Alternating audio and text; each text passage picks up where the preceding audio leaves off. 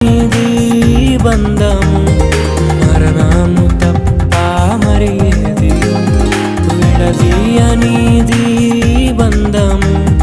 వ్యాధి బాధ సంతోషంలో కలిమి లేని ఆరోగ్యంలో